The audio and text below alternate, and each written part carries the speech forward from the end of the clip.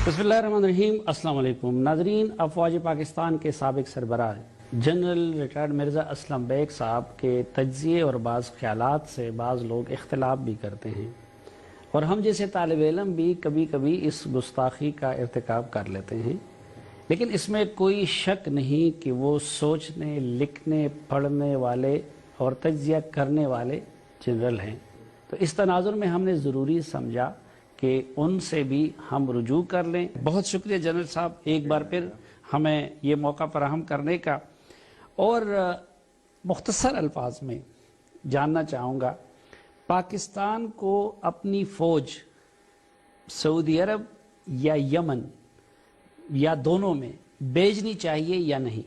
दो बातें हैं। एक ये है कि फ़ौज जिस तरह से कहा गया है कि पाकिस्तान भेजे ताकि यमन में जो उनके ख्यालात हैं उसके तहत उसको इस्तेमाल किया जाए, लेकिन इसका दूसरा पहलू है कि 1991 में हमारी 15,000 फ़ौज सऊदी अरब में मौजूद थी। हमारा कोई डिफेंस पैक्ट नहीं, लेकिन वहाँ पे मुख्तलिफ़ कामों में मशगूल थी। मसलन डेजर्ट स्टॉर्म का जो इतना बड़ा अंडरग्राउंड हेडक्वार्टर था हमारी फ़ौज ने बनाया था। कई कंटोनमेंट हमारी फ़ौज ने बनाए थे ट्रेनिंग के लिए, दूसरी टेक्निकल सपोर्ट के लिए हमारी फ़ौज वहाँ मौजूद थी।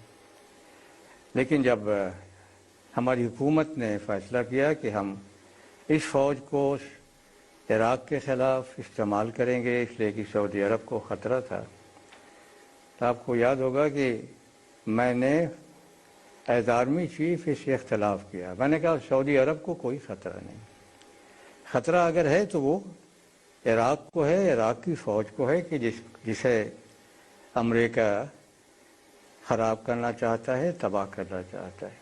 और उससे पहले इराक़ ने जो कुवैत के साथ किया था वो ठीक था? वो तो मैंने कहा था कि अमेरिका इराक़ को, सद्दाम को तरगीब दे रहा है कि जाओ और कुवैत को फ़तह कर लो। मकसद ये था कि जब उसकी फ़ौज बाहर निकलेगी खुले मैदानों में तो टारगेट बन जाएगी, और यही हुआ। तो सद्दाम अमेरिका के कारिंदे का रोल प्ले कर रहा था? नहीं, उसको धोखा दिया गया। सद्दाम अगर जानते कि उनकी फ़ौज का ये हाल होगा तो कभी कुवैत की तरफ आ जाते, लेकिन ये एक शातिराना खेल था अमेरिका का जिसमें वो कामयाब हुए। आपने उस वक़्त फ़ौज इराक़ से लड़ने से रोका था या कि आपने फ़ौज सऊदी अरब भिजवाने की भी मुखालफत की थी? फ़ौज तो मौजूद थी वहाँ पे, 15,000 हमारी फ़ौज थी, आर्मर ब्रिगेड भी वहाँ मौजूद था।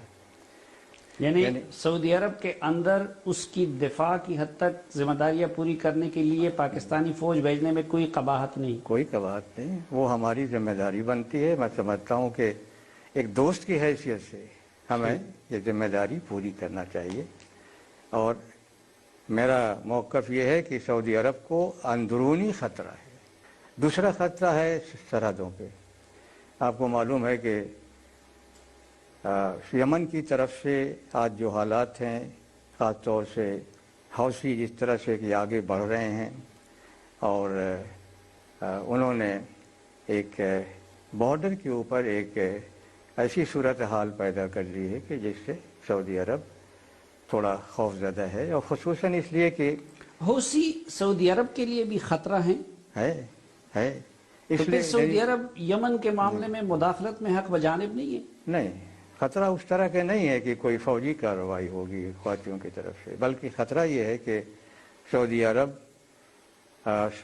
अरब की वो जो पॉपुलेशन है बॉर्डर के ऊपर, उनको मुतासर कर रही है। और इस काम के लिए कि जो अंदरूनी ख़तरा है पाकिस्तान फ़ौज को वहाँ जो ज़रूरत हो उस लिहाज से। लेकिन जब सऊदी अरब की सिक्योरिटी को किसी न किसी हवाले से थ्रेट भी है और वहाँ के हुक्मरान ने जो लेजिटिमेट हुकूमत थी जिसको यूएन भी तस्लीम करती है, अगर उन्होंने उनसे मदद तलब की है तो फिर सऊदी अरब जस्टिफाइड नहीं है यमन के अंदर मुदाखलत में?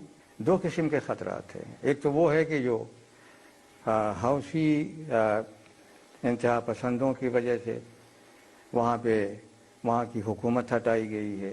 हुकूमत हटाने के बाद एक काफ़ी बड़े इलाके पर आज उनका कब्ज़ा है।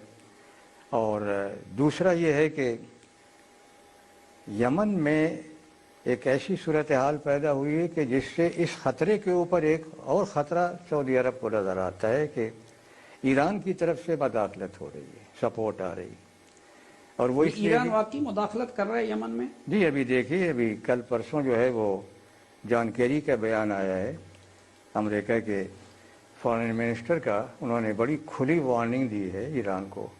ہمیں معلوم ہے کہ ایران کے ہوائی جہاز اور بحری جہاز مدد پہنچا رہے ہیں حوثیوں کو، ہتھیار بھیج رہے ہیں، امنیشن بھیج رہے ہیں، جنگ کا سامان بھیج رہے ہیں، اور ہمیں حق ہے کہ ہم ان کو روک دیں. اتنے دور سے آ کے سعودی سرحد پہ مداخلت کرنا یا پراکسیز کو پالنا، اصولی طور پر یہ اقدام ایران کا درست ہے؟ قطعاً درست نہیں ہے، غلط ہے؟ قطعاً درست نہیں ہے.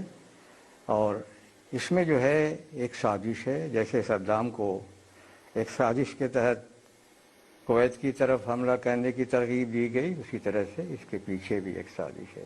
وہ سازش تو امریکہ کی تھی، یہ بھی امریکہ کی؟ جی وہ سازش امریکہ کی تھی، ایک پوری اسلامی دنیا کے درمیان جو ہے شیعہ و سنی ممالک کو لڑانے کی، اور اس مقصد کے لیے ایران کو ڈیمونائز کیا گیا. ایران کو اتنا خطرناک ظاہر کیا گیا پچھلے 20-25 سالوں میں کہ سنی ممالک خوفزدہ ہو گئے. اور یہ آن ریکارڈ ہے کہ ان پچھلے 15-20 سالوں میں امریکہ نے ان سنی ممالک کو تقریباً $200 بلین کا فوجی ہتھیار سامان دیا ہے. تو اب ایران جو کچھ کر رہا ہے تو بالواسطہ وہ اس سازش کو کامیاب نہیں کر رہا جو امریکیوں کی سازش ہے؟ جی یعنی انکانشیسلی بالکل وہی ہے کہ ایران جو ہے اس نے اپنے آپ کو مضبوط کیا ہے عراق میں، سیریا میں. اس کے آگے آپ دیکھیے کہ جب یہ خوف پیدا ہوا تو امریکہ کی پہلی سازش کامیاب ہوئی جب سعودی عرب کی فوج، جی سی سی کی فوج بحرین میں گئی. وہاں شیعہ میجارٹی کی تحریک شروع ہوئی تھی سنی حکمران کے خلاف. جنرل صاحب، ہم یہ کہہ سکتے ہیں کہ ایران سے اس وقت وہ کام لیا جا رہا ہے امریکہ کی طرف سے جو کسی زمانے میں صدام حسین سے لیا گیا؟ تھوڑا مختلف ہے، اس لیے کہ اس وقت صدام حسین اور ان کی فوج ٹارگٹ تھی. آج ٹارگٹ کچھ اور ہے کہ اسلامی دنیا کو نفرتیں بڑھا کے فرقہ وارانہ ان کو لڑایا جائے اور وہ کام مکمل کیا جائے جو آج سے کوئی 35-40 سال پہلے شروع ہوا ہے. اچھا جناب صاحب، ایک طرف ایران نے اپنے اثر و رسوخ کا دائرہ تہران سے لے کے بیروت تک اور وہاں سے لے کے صنعا تک بڑھا دیا، دوسری طرف سعودی عرب کی قیادت میں یہ جو سنی عرب ممالک ہیں ان کا ایک اتحاد بن گیا، اور کچھ لوگ اس کو عرب نیٹو کا نام بھی دے رہے ہیں. یہ دونوں بلاکس اگر آپس میں ٹکراتے ہیں تو کیا نتیجہ نکلے گا؟ اور اگر کسی سٹیج پہ اللہ کرے یہ دونوں بلاک اپنی طاقت مجتمع کر دے تو کیا اثرات مرتب ہوں گے عالم اسلام پہ؟ یہ بڑا اہم سوال کیا آپ نے. اس کے بڑے دور رس نتائج نکل سکتے ہیں، اور یہ میں سمجھتا ہوں کہ ایک بہت ہی اہم پیش رفت ہے. دو بڑی طاقتیں، ایک طاقت جو وجود میں آ چکی ہے وہ ایران کی ہے، وہ ایران کی جو یمن تک پھیلی ہوئی ہے. دوسری طاقت بن رہی ہے جو 10 ملکوں کا اتحاد ہے، سعودی عرب بنا رہا ہے. یہ پہلی دفعہ ہوا ہے کہ عرب ممالک اپنی ایک عسکری قوت، ایک مضبوط قوت بننے کا حوصلہ پیدا ہوا ہے ان میں، ورنہ ہر جگہ انہوں نے مار کھائی ہے. یہ بن جائے، مضبوط ہو جائے، ہم بھی اس کو سپورٹ کریں، شامل نہ ہوں، اس لیے کہ یہ عرب اتحاد ہے. عربوں کو کرنے دیں، مدد دیں ان کو اپنے کو مضبوط کرنے میں، ہر طاقت کا مقابلہ کرنے کے لیے. اس لیے کہ جو ظلم ہوا ہے دنیا اسلام پہ پچھلے 35-40 سالوں میں کہ تباہ کر کے رکھ دیا ہے. 7 ممالک تباہ ہو گئے ہیں، ہم بھی اس تباہی کی طرف جا رہے ہیں. اس تباہی کو روکنے کے لیے میں سمجھتا ہوں کہ یہ دونوں طاقتوں کا ایک بہت اہم رول ہے. اگر یہ آپس میں ٹکراتے ہیں، جیسے کہ ہمارے دشمنوں کی سازش ہے، وہ یہی چاہتے ہیں، تو پھر دنیا اسلام تباہ ہو جائے گی.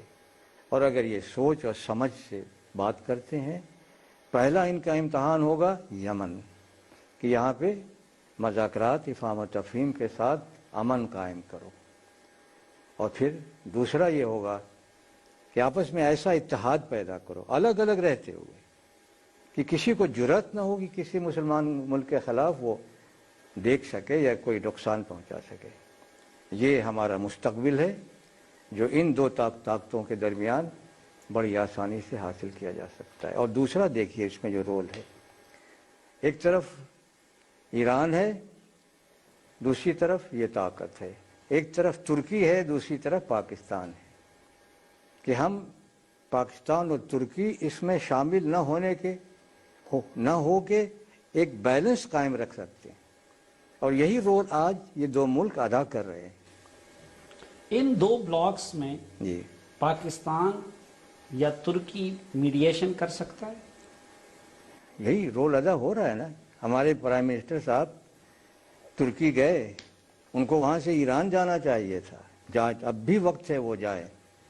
اور میں سمجھتا ہوں کہ حالات ایسے ہیں کہ یہ ذمہ داری ہے پاکستان اور ترکی پر، خصوصاً ایران پر اور اسی کے ساتھ سعودی عرب پر بھی، کہ جنگ کے دائرے کو وسیع کرنے کے بجائے اس کو محدود کیا جائے، افہام و تفہیم کے ساتھ معاملات کو طے کیا جائے، یمن میں امن قائم رکھا جائے. یہ جنگ اگر ہوئی تو یمن کی حالت جو بنے گی اس کے اثرات بڑی دور دور تک پھیلیں. ایران ہماری میڈیشن ایکسیپٹ کر لے؟ بالکل کرے گا. اور سعودی عرب بھی کر لے گا؟ سعودی عرب کا میں نہیں کہہ سکتا، اس لیے کہ وہاں جتنا غصہ ہے اور جو حالات ہیں اور جس طرح سے ہمارے اس فیصلے پر احتجاج کیا گیا ہے، شاید کچھ ہیزیٹیشن ہو، لیکن بات ان کو بھی سمجھ میں آ جائے گی کہ جنگ اس مسئلے کا حل نہیں ہے، بلکہ ان دو بلاکس کا پار بیسز جو پیدا ہوں گے، ایک کا بیس ہوگا ایران، دوسرے کا ہوگا سعودی عرب، پاکستان ادھر، ترکی اس طرف. یہ بیلنس بڑا خوبصورت بنتا ہے. ایک مختصر سی بریک لیتے ہیں اور اس کے بعد واپس آتے ہیں.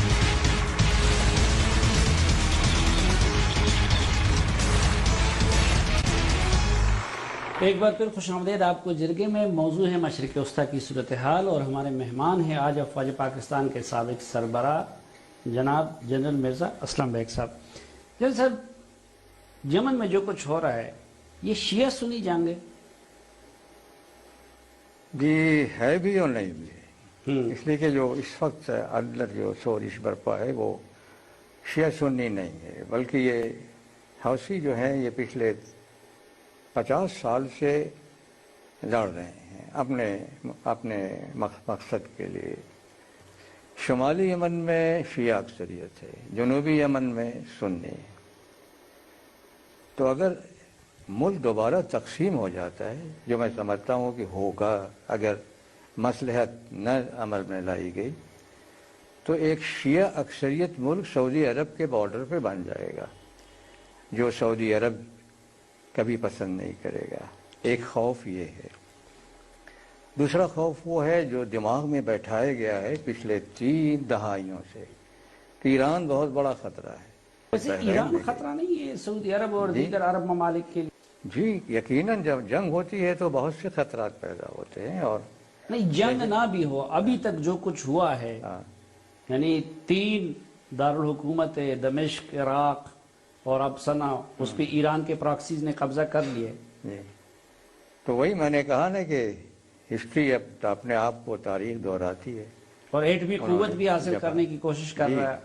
اور یہ جس کو کہتے ہیں نا آؤٹ اسٹریچ ہے، یعنی اپنی طاقت کو اتنی دور تک پھیلا دینا صحیح نہیں ہوتا ہے. اور اس کے اندر آپ ایک اور بھی حقیقت سامنے ہے کہ اسرائیل امریکہ سے ناراض ہے کہ اس نے نیوکلیئر فریم ورک ایگریمنٹ جو ہے ایران کے ساتھ پہلا مرحلہ طے کر لیا. ہاں جنرل صاحب، یہ کہ امریکہ نے اسرائیل کو ناراض کیا اور ایران کے ساتھ ڈیل کر رہا ہے، اور ایران بھی بڑی حد تک جھک گیا، تو یہ کیا ایران عربوں کے مقابلے میں تیاری کر رہا ہے؟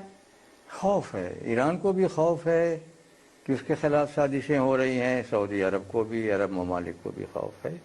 اور آپ دیکھ لیں کہ دونوں نے تیاری کی، کتنا سامان خریدا ہے جنگ کے لیے. تو میں جو بات کہہ رہا تھا وہ یہ بھی بڑا امپورٹنٹ ڈاکٹر، یہ ایران اور امریکہ کا اسرائیل کو ناراض کر کے ان دونوں کا یہ مخبوکہ کیسے ہو رہا ہے؟ جی یہ تو بڑی ایک مشہور سی بات ہے نا کہ آج 1979 کے بعد اب جا کے امریکہ اور ایران کے تعلقات بہتر ہو رہے ہیں. امریکہ نے یہ نیوکلیئر فریم ورک ایگریمنٹ جو ہے اس پہ پیش رفت ہوئی ہے، اور اگر اس پہ دستخط ہو جاتے ہیں تو ایران پہ جو سینکشنز ہیں، امبارگوز ہیں، وہ بھی ختم ہو جائیں گے. ایران کو اپنا تیل ایکسپورٹ کرنے، اپنی اکانومی درست کرنے کا موقع ملے گا. ایران کے لیے پھر اپنی جو یہ اب طاقت کو، انفلوئنس کو آگے بڑھانے ایران کا ہے. واقعی ایٹم بم بنانا چاہتا تھا یا کہ اس کی یہ صلاحیت سول مقاصد کے لیے تھی؟ نہیں، ان کی جو اعلیٰ قیادت ہے شروع سے انہوں نے کہا تھا کہ ان کا مقصد ایٹمی ہتھیار نہیں بنانا ہے، اور آج بھی وہ اسی پر قائم ہے، اور اسی بنیاد پر انہوں نے اس معاہدے پر دستخط کرنے کی. یہ پاکستان نے ان کے ساتھ جو تعاون کیا تھا یہ پیسے کے بدلے میں کیا تھا یا کہ آپ کے کہنے پہ کیا تھا ایران کے ساتھ؟ نہیں، کوئی تعاون نہیں تھا. میں آپ کو بتاؤں، آپ سن وہ کے تو انہوں نے خود IAEA کے سامنے تسلیم کر لیا کہ ہاں پاکستان نے ہمارے ساتھ یہ تعاون کیا تھا. نہیں، وہ میرے وقت، میں اپنے وقت کی بات کروں گا، اس کے بعد کی نہیں، مجھے نہیں پتا. نہیں، یہ جو خود انہوں نے تسلیم کیا کہ ہمیں سینٹریفیوجز پاکستان سے ملے تھے اور وہاں پہ گواہی بھی دی اور اس وقت ان کے حوالے، تو یہ کس نے دیے تھے ان کو؟ وہ میرے بعد کیا ہوا میں نہیں جانتا نا، میں تو اپنے وقت کی بات کرتا ہوں 91 تک. لیکن پاکستان کی طرف سے دیے تو گئے تھے نا ایران کو؟ مجھے نہیں پتا، مجھے نہیں پتا. خود جب انہوں نے تسلیم کر لیا ادھر تو اس وقت جو تھے ان سے پوچھ، اس وقت کے چیف آف آرمی اسٹاف اور ڈاکٹر ایکو خان سے پوچھئے. میرے وقت میں یہ حقیقت تھی کر سکتے. اچھا جنرل صاحب، آپ کی نظر بھی ہے تاریخ پہ بھی، اور خود پاکستانی بحریہ افواج کو لیڈ بھی کیا ہے بڑے مشکل وقت میں. ایران اور سعودی عرب کا جب آپ موازنہ کرتے ہیں تو 65، 71 اور اس کے بعد کے مختلف مراحل، ایٹمی دھماکے، آج تک کارگل وار، فلاں فلاں فلاں مشکل اوقات میں، ان دونوں میں سے کس نے پاکستان کو زیادہ سپورٹ کیا ہے؟ سعودی عرب نے. ایران کے مقابلے میں سعودی عرب نے ہمیں زیادہ سپورٹ کیا ہے. ایران کے مقابلے میں ایران اور سعودی عرب کے حوالے سے دونوں میں زیادہ تر اسٹریٹجک اتحادی ہمارا کون رہا ہے؟ جی، میں تو جانتا ہوں کہ 65 کی وار میں ایران نے ہمارا ساتھ دیا. شہنشاہ کا وقت تھا اس وقت، ہر طرف سے ہمارے ساتھ رہے وہ، اس میں کوئی شک نہیں ہے. ایران ہمارا پڑوسی ملک ہے. انقلاب کے بعد کی بات کر رہا ہوں. انقلاب کے بعد ہمارے تعلقات وہ نہیں رہے جو پہلے تھے. اچھا، یہ جو افغانستان کے معاملے میں شمالی اتحاد کے سپورٹ سے لے کے آج تک ٹیکنیکلی ایران وہ ہندوستان کا اتحادی ہے؟ جی، آپ کا کہنا صحیح ہے، اور اس میں 1990 میں جب سوویت یونین وڈرا کیا اور اس وقت انتقال اقتدار کی بات ہوئی، تو اس سے پہلے محترمہ نے مجھے اختیار دیا آرمی چیف کہ میں 7 مجاہدین لیڈر کے ساتھ بیٹھوں اور بیٹھ کر کے ایک حکمت عملی وضع کروں کہ کس طرح سے کیسے انتقال اقتدار ہو، خون خرابہ ختم ہو. تو ہم نے احمد شاہ مسعود کو بھی بلایا، ان کے ساتھ بہت سی میٹنگیں ہوئیں، ایک بڑا لائحہ عمل تیار کیا، اور میں چند مجاہدین لیڈر کو لے کے تہران گیا. لیکن مجھے ایران کی قیادت نے، جس کو کہتے ہیں، کولڈ شولڈر دیا، اور ان کا مطالبہ یہ تھا کہ دیکھو ہماری بھی 7 جماعتیں ہیں جنہوں نے اس جنگ میں حصہ لیا ہے، برابر کا حصہ ہے ان کا. اچھا، تو ظاہر ہے کہ مجاہدین نے کہا کہ آپ کی مہم ہے، احسان ہے ہمارے اوپر، لیکن برابر کی جو ہے بات آپ نہ کریں، اس لیے کہ وہ ہم بیٹھیں گے تو آپس میں طے کر لیں گے. تو پاکستان میں ایران اور سعودی عرب کو برابر ٹریٹ کرنا صحیح حکمت عملی ہے؟ نہیں، برابر تو ہم نہیں ٹریٹ کر رہے ہیں. دونوں ہمارے دوست ہیں اور دونوں کے ہمارے اوپر احسانات ہیں. لیکن آپ نے کہا کہ زیادہ احسانات سعودی عرب کے ہیں، اور اسٹریٹجک اتحادی وہ ہمارا رہا ہے سعودی عرب، اور ایران اکثر جگہوں پہ انڈیا کے ساتھ رہا ہے. تو بہت خرابی پیدا اس کی کوئی گنجائش ہے کہ یمن کے مختلف فریق پاکستان کی ثالثی قبول کر لیں؟ اس میں دیکھیے ابھی یمن کے فریق جو ہیں اس میں فریق اگر آپ کہیں اس لیے کہ امریکہ نے الزام لگایا ہے بڑے برملا طریقے سے کہ ایران مدد کر رہا ہے، وارننگ دی ہے. ایک فریق ایران ہے، ہم دوست ہیں، ترکی دوست ہے، دوسرا فریق ہے سعودی عرب. یہ 4 ممالک ہیں کہ اگر یہ بیٹھ جائیں، بیٹھ کر کے معاملات کو دیکھیں. ایران کو اگر وہاں فریق مانا جائے تو پھر افغانستان میں بھی انڈیا کو فریق نہیں ماننا پڑے گا ہمیں. کس کو فریق؟ ایران کو.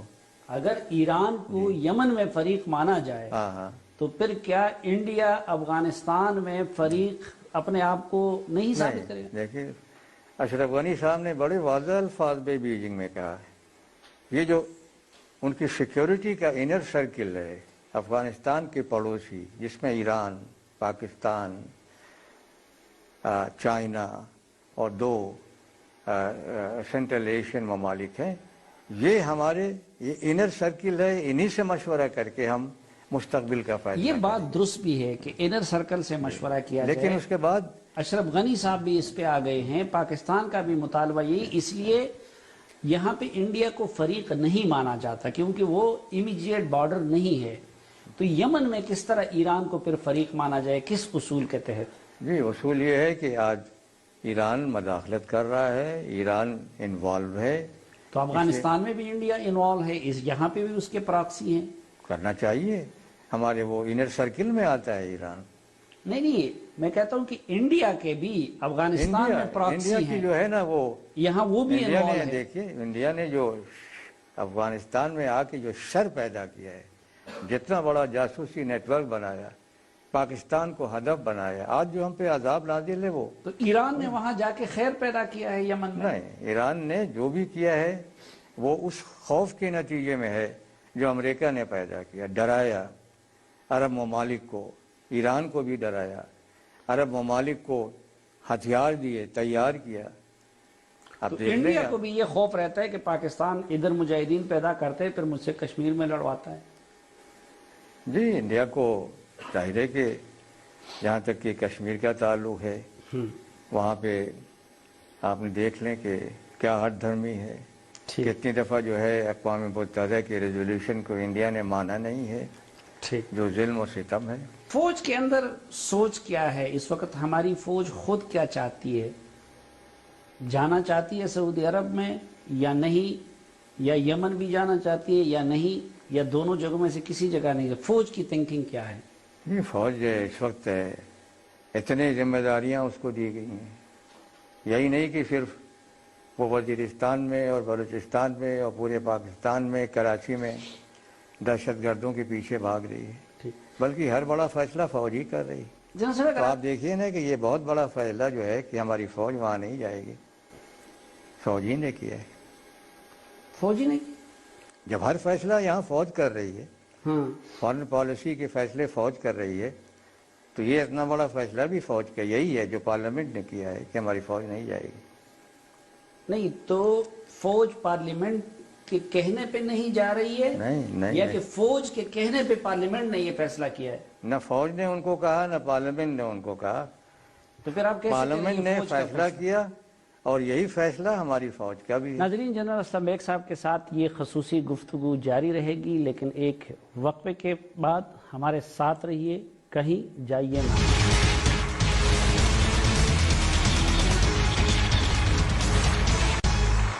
ایک بار پھر خوش آمدید آپ کو جرگے میں. آج کے جرگے میں ہمارے مہمان ہیں بری فوج کے سابق سربراہ جنرل اسلم بیگ صاحب. جنرل صاحب اگر آپ اجازت دیں، ایک داخلی محاذ پہ جو ایک لحاظ سے سیکیورٹی کا بھی معاملہ ہے اس پہ سوال کرنا چاہوں گا.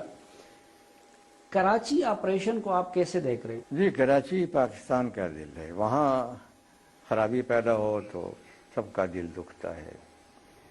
اور جو اقدامات کیے گئے ہیں ابھی پچھلے چند مہینوں میں کراچی میں MQM کے خلاف پرٹیکولرلی بہت سے انکشافات ہوئے ہیں، اور صورتحال یہ ہے کہ ابھی دوسری جماعتیں کہ جن کو انتظار ہے کہ بس اب MQM ٹوٹے گی، بکھرے گی، تو ایک طرف جو ہے وہ جماعت اسلامی کچھ حصوں پہ قبضہ کرے گی، دوسری طرف عوامی نیشنل پارٹی ہے، تیسری طرف پیپل پارٹی ہے، اہل سنت الجماعت ہیں، سب نگاہ لگائے بیٹھے ہیں۔ میں سمجھتا ہوں کہ یہ غلط سوچ ہے، ایسا نہیں ہوگا۔ ایم کیو ایم کے اندر جو ابھی ہم نے کمزوریاں اور دیکھی ہیں وہ دور ہو جائیں گی آہستہ آہستہ۔ ایم کیو ایم ایک جماعت کی حیثیت سے رہے گی، اس کا اپنا ایک مقام ہے، اور دوسری جماعتیں جیسے عمران خان آج اس علاقے میں گھس کر کے اپنے لیے ایک بڑا مقام حاصل کرنا چاہتے ہیں، یہ ان کی کوشش ہے، لیکن میرا اندازہ ہے کہ وہ کامیاب نہیں ہوں گے، خاص طور سے یہ الیکشن جو ابھی ہو رہا ہے 264 پہ وہ نہیں جیت سکیں گے۔ یہ آپ کی کیوں نہیں لگتی عمران صاحب کے ساتھ؟ اکثر آپ ان کو تنقید کا نشانہ بناتے ہیں، عمران خان کو۔ نواز شریف صاحب نے چند دن پہلے کیا نا کہ وہ یو ٹرن لیتے ہیں بڑی جلدی، ایک بات کہتے ہیں اور پھر اس سے ہٹ جاتے ہیں۔ کتنے بڑے بڑے دعویٰ کیے کہ یہاں سے میں ہٹوں گا نہیں جب تک کہ نواز شریف کا میں استعفیٰ لے کے نہ جاؤں۔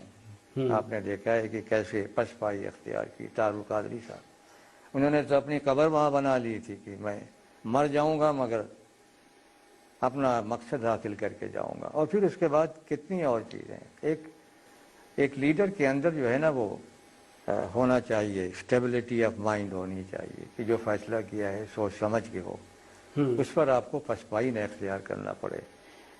ایم کیو ایم کے اس اعتراض میں کتنا وزن ہے کہ ان کو اسپیشلی ٹارگٹ کیا جا رہا ہے اور تمام جماعتوں کے خلاف یکساں کارروائی نہیں ہو رہی ہے کراچی میں؟ میرا اپنا جو ذاتی تجربہ ہے اس کی بنیاد پہ میں کہوں گا، ذاتی تجربہ وہ ہے کہ جو 96 میں جب میں نے جماعت بنائی، عظیم طارق میرے پاس آئے، ڈپٹی چیئرمین تھے، مجھ سے ملے کہ میری پارٹی میں شامل ہونا چاہتے ہیں۔ میں نے کہا لبیک، لیکن ذرا سا آپ سوچ لیں۔ تو میں نے کہا دیکھیے، آپ اپنا الگ ہونے کا ایم کیو ایم سے اعلان مت کرو، آپ کو مار دیا جائے گا۔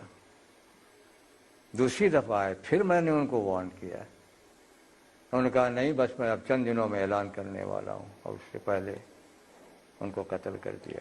آپ کو ایک اور بات نہیں، بتاؤں اور آپ کیا سمجھتے ہیں کہ عظیم احمد طارق کو بھی اس لیے مارا گیا کہ وہ ایم کیو ایم چھوڑنا چاہتے تھے اور آپ کی پارٹی کو جوائن کرنا چاہتے تھے؟ وہ الگ اپنی ایک جماعت بنا کے میرے ساتھ شامل ہونا چاہتے تھے۔ تو پھر اس الزام میں وزن ہے کہ ان کو ایم کیو ایم کی قیادت کے کہنے پہ مارا گیا؟ اب یہ میں نہیں کہہ سکتا، اس لیے کوئی تفتیش نہیں ہوئی، کوئی ایف آئی آر نہیں داخل کی گئی۔ لیکن وجہ ان کی قتل کی یہ بنی کہ وہ ایم کیو ایم چھوڑنا چاہتے تھے؟ جی بالکل، میں بتا رہا ہوں، میرے پاس آئے تھے، میرے ساتھ آنے چاہتے تھے۔ اچھا، اس میں کتنا وزن ہے کہ ایم کیو ایم کو کریٹ کیا جنرل ضیاء الحق صاحب نے؟ صحیح ہے، ایم کیو میں نے جی 1983 میں آپ کو بتاؤں کہ جب یہ ایم آر ڈی تحریک چلی اور سندھ میں ایک بڑی تشویشناک حالت پیدا ہوئی، تو جنرل ضیاء صاحب شاید یہ سمجھے کہ بس اب فیصلہ ہو گیا ہے کہ جنرل ضیاء صاحب کو ہٹانا ہے۔ تو ہمارے ڈی جی ایم آئی سے پوچھتے ہیں کہ ذرا بتاؤ تو صحیح کہ واقعی کیا فیصلہ ہوا ہے، اور اس کے بعد پھر انہوں نے اس تنظیم کو بنایا۔ جنرل ضیاء الحق نے ایم کیو ایم کو بنایا؟ انہوں نے بنایا۔ اور کس کے ذریعے بنایا؟ ظاہر ہے کہ ان کے پاس جو ہے اپنی انٹیلیجنس ہوتی ہے، آئی ایس آئی ہوتی ہے، ایم آئی ہوتی ہے، خود اپنے ان کے ریسورسز تھے۔ اور جنرل پرویز مشرف نے بھی پھر ایم کیو ایم کو سپورٹ کیا، کیونکہ ان کے دور میں بھی ایم کیو ایم بہت آگے آ گیا۔ انہوں نے بھی کھل کے کیا، وہ یاد نہیں ہے 12 مئی والا کیسے انہوں نے موقع دکھایا تھا کہ دیکھا ہماری طاقت، جب ریلی کراچی کی طرف گئی تو دوسری جماعتوں کے کتنے لوگ مارے گئے۔ وہ کل ایک انٹرویو میں کہہ رہے تھے کہ میں نے تو مکہ اسلام آباد میں اپنے جلسے کے بارے میں لہرایا تھا، اس کا کراچی کے اس سے کوئی تعلق نہیں تھا۔ نہیں تھا؟ نہیں، مگر کہا جاتا ہے کہ اسی سے تعلق تھا۔